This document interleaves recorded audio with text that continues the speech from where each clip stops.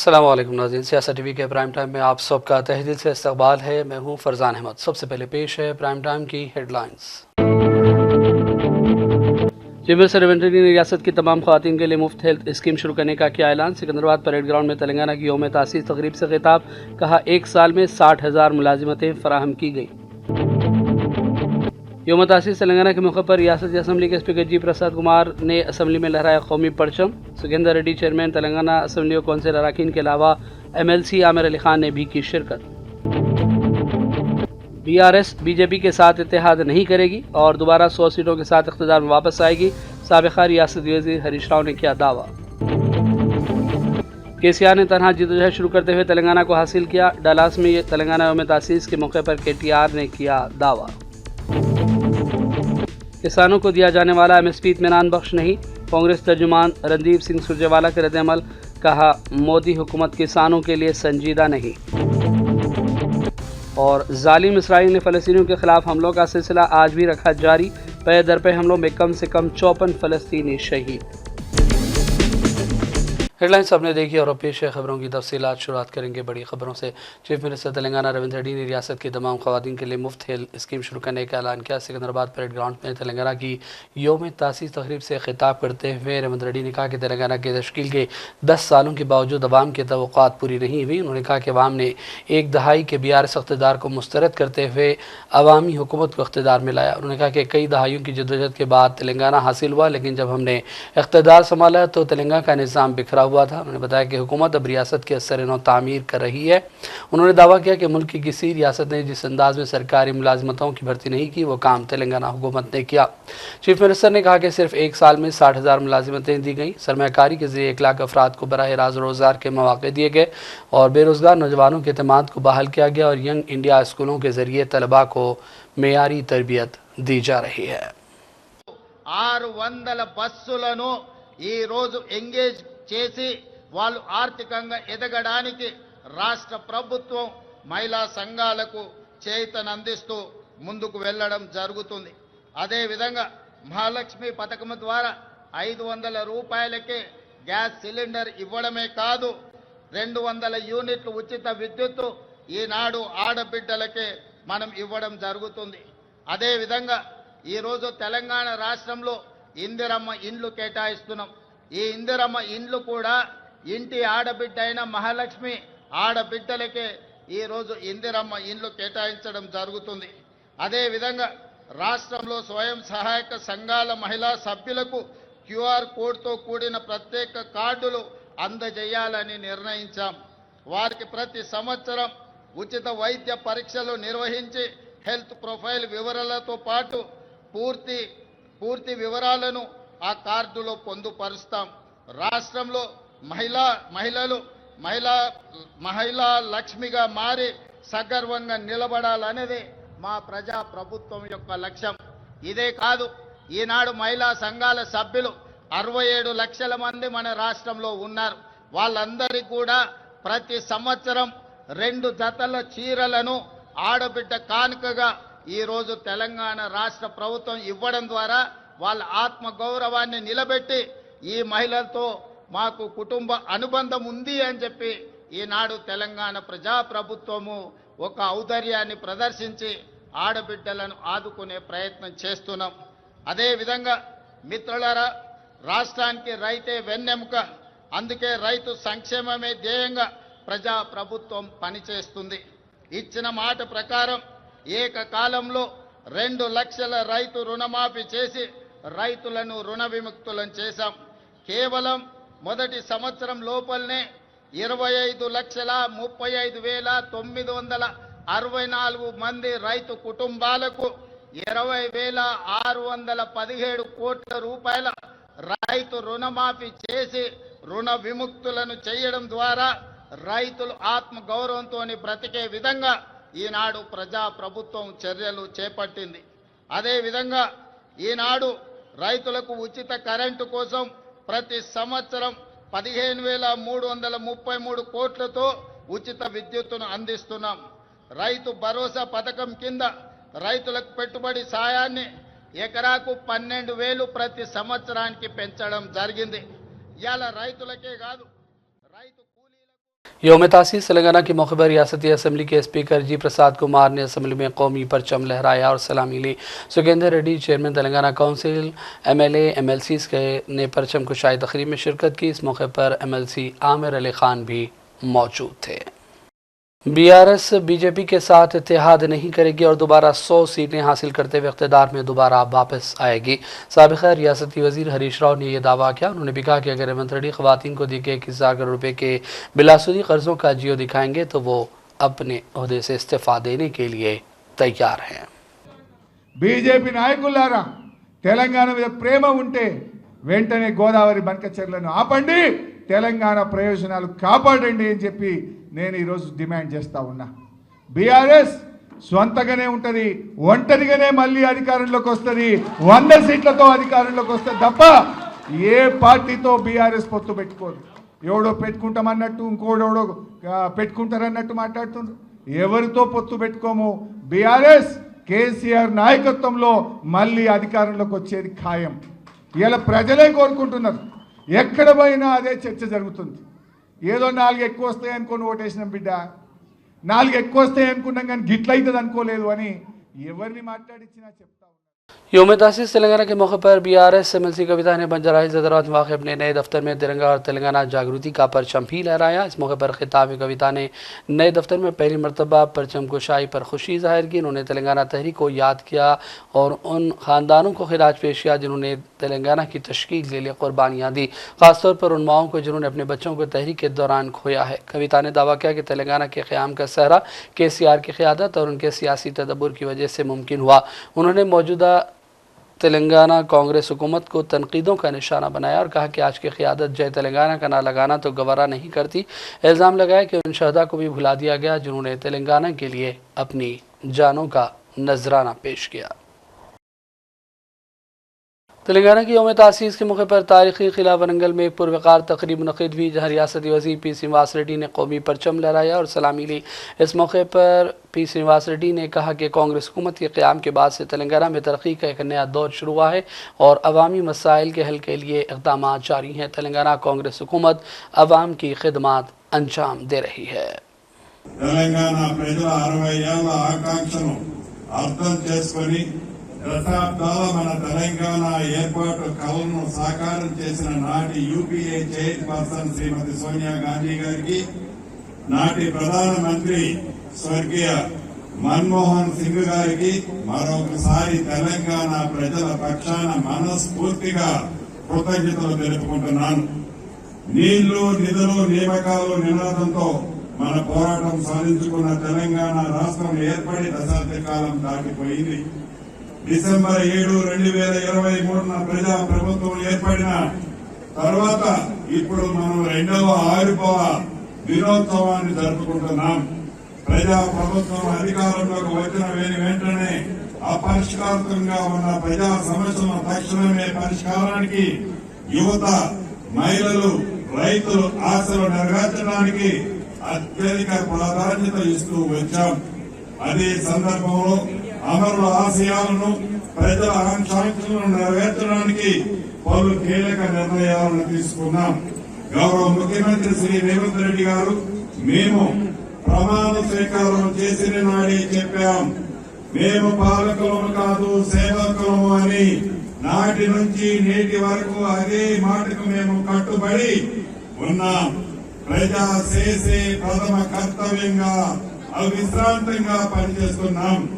ప్రజా ప్రభుత్వం ఏర్పడే నాటికి తెలంగాణ రాష్ట్రానికి అధికారికంగా ఒక గీతము లేకపోవడం లోపంగా కనిపించింది. అందుకే ఉద్యమ కాలంలో ఉవ్వెత్తున స్ఫూర్తి రగిల్చిన సహజ కవి అందశ్రీ రచించిన జయ జయ హే తెలంగాణ జననీ జయ కేతనం గీతాన్ని అధికారికంగా గీతంగా ప్రకటించుకున్నాం. 4 కోట్ల తెలంగాణ ప్రజల ఆకాంక్షల ప్రతిరూపంగా తెలంగాణ తల్లి నిలువెత్తు విగ్రహాన్ని రాష్ట్రానికి గుండెకాయ వంటి సచివాలయంలో ఆవిష్కరించుకున్నాం. రాష్ట్రాన్ని సూచించే సంక్షిప్త అక్షరాన్ని TS స్థానంలో TG గా बीआरएस लीडर KTR ने तेलंगाना की यौम तासीस के मौके पर अमेरिका के शहर डलास में तेलुगु एनआरआईज़ की तकरीब से खिताब करते हुए साबिक़ चीफ मिनिस्टर KCR की क़यादत और तेलंगाना तहरीक की कुर्बानियों को खिराज पेश किया। उन्होंने कहा कि 4 करोड़ आवाम के लिए महात्मा गांधी की तहरीक से मुतासर होकर KCR ने ख्वाब दिखाया, अकेले जद्दोजहद का आगाज़ किया। उन्होंने बेशुमार ज़िल्लतों को बर्दाश्त किया और तेलंगाना को हासिल किया है। कई अफराद ने कुर्बानियाँ दी। उन्होंने भी कहा कि एक मुजाहिद आज़ादी जब चीफ मिनिस्टर बनता है तो उसकी क़यादत में जज्बा खुद ब खुद आता है। 2023 के इलेक्शन में शिकस्त के बावजूद हम तेलंगाना से मोहब्बत में हमेशा आगे रहे हैं। हज हाउस नापली हैदराबाद के अहाते में अक़लियती मालियाती कमीशन के चेयरमैन उबैदुल्लाह कोतवाल ने कौमी परचम लहराया। तेलंगाना की यौम तासीस के हवाले से मुख्तलिफ़ मकामात पर तक़रीब हुई। इसी तरह हज हाउस में भी ये तक़रीब मुनक़्क़िद हुई जिसमें मुख्तलिफ़ इदारों के चेयरमैन और दीगर अमला भी मौजूद रहा। यौम तासीस तेलंगाना के मौके पर मुल्क भर से मुमताज़ शख्सियात ने रियासत के अवाम को मुबारकबाद पेश की। इसी तरह आंध्र प्रदेश के chief minister N Chandrababu Naidu ने भी सोशल मीडिया प्लेटफॉर्म X का इस्तेमाल करते हुए अपने जज्बात का इज़हार किया। उन्होंने अपने प्याम में कहा कि अगरचे दोनों तेलुगु रियासतें अलहदा हैं लेकिन तेलुगु अवाम और तेलुगु कौम एक ही है। मेरी ख्वाहिश है कि जहाँ कहीं भी तेलुगु अवाम रहे वो बुलंद मुकाम तक पहुँचे। उन्होंने तेलंगाना की 11वीं यौम तासीस के मौके पर आवाम को दिली मुबारकबाद देते हुए ख्वाहिश की कि तेलंगाना रियासत का हर ख़ानदान खुशहाल हो, खुशी और मसरत से भरपूर ज़िंदगी गुजारे और तरक्कियों के रास्ते पर गामज़न रहे। उन्होंने कहा कि मेरी तमन्ना है कि दोनों तेलुगु रियासतें तरक्की में एक दूसरे से मुकाबला करें और विकसित भारत 2047 के हदफ तक पहुँचे और तेलुगु कौम एक नाकाबिल तस्खीर क़ुव्वत के तौर पर उभरे। इस जद्दोजहद में हर तेलुगु शहरी को अपना किरदार अदा करना चाहिए। इसी तरह डिप्टी चीफ मिनिस्टर AP पवन कल्याण ने भी ट्वीट करते हुए तेलंगाना के अवाम को यौम तासीस की मुबारकबाद पेश की।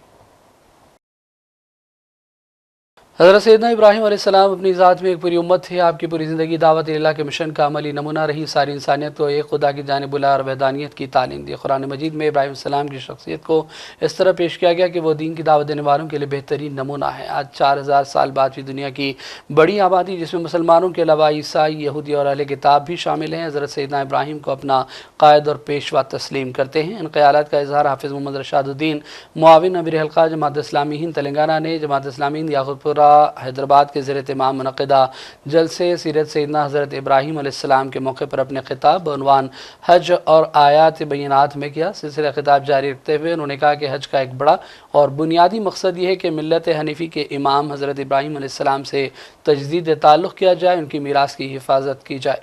इस जलसे आम में जमात इस्लामी के दीगर ज़िम्मेदारान ने भी शिरकत की। इंग्लिश ज़बान के और आज की इंग्लिश ज़बान को देख लीजिए कितना ज़मीन आसमान का फ़र्क हो गया। कई ऐसे अल्फाज हैं जो अब इस वक्त इस्तेमाल में नहीं हैं लेकिन उन सदियाँ कुछ अगर गुजर जाएं तो ज़बानें बदल कर कुछ का कुछ हो जाती हैं। लेकिन ये अल्लाह की निशानियों में से एक निशानी है कि अल्लाह ने ज़बान को उनकी सकाफ़त को अल्लाह रब्बुल आलमीन ने बाक़ी रखा। चौथी निशानी दुआ की थी कि वरज़ुक़हुम मिनस समराति लअल्लहुम यशकुरून, परवरदिगार इनको फल खिलाता कि ये तेरे शुक्र। और अब बढ़ते हैं चंद अहम कौमी आलमी खबरों की जानिब। किसानों को दिया जाने वाला MSP इत्मीनान बख्श नहीं है। कांग्रेस तर्जुमान रणदीप सिंह सुरजेवाला ने ये रद्द-ए-अमल दिया। उन्होंने भी कहा कि मोदी हुकूमत किसानों के तय संजीदा इक़दामात नहीं कर रही है। आइए देखते हैं उनका ये बयान। हिंदुस्तान का किसान की सच्चाई जो है वो बयां करने के लिए आपके बीच में हम सब उपस्थित हैं। किसान लागत प्लस 50% मुनाफा के नाम पर ठगे जा रहे हैं। MSP पर फसल खरीद के लिए आंसू बहा रहे हैं और मोदी जी किसान की आय बढ़ोतरी के जुमले सुना रहे हैं। मोदी सरकार ने 11 साल से किसान और खेती पर घात लगाकर हमला किया है। जुमलों का व्यापार है, वादों की घोषणा है, योजनाओं का अंबार है और किसानों में हाहाकार है। सच्चाई यही है। MSP अब बन गया है maximum suffering for producers. MSP का नाम बदलकर यह रख देना चाहिए। C2 plus 50%। स्वामीनाथन की ये जो सिफारिश जिसे वो कहते हैं हमने लागू कर दिया, वो अब जुमला नाथन बन गया है। 11 सालों में समर्थन मूल्य की घोषणा की एक झूठी अदायगी हो रही है। C2 क्या है? C2 है इनपुट कॉस्ट, फैमिली लेबर, जमीन का किराया, ये C2 है।